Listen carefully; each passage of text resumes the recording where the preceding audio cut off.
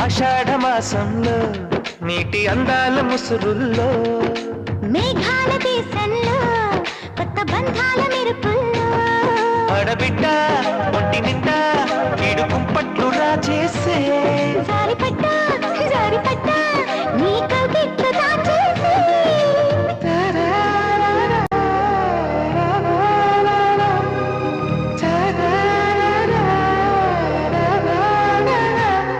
Vana Vallappa Vallappa బొళ్ళప్ప గించై సామిరంగా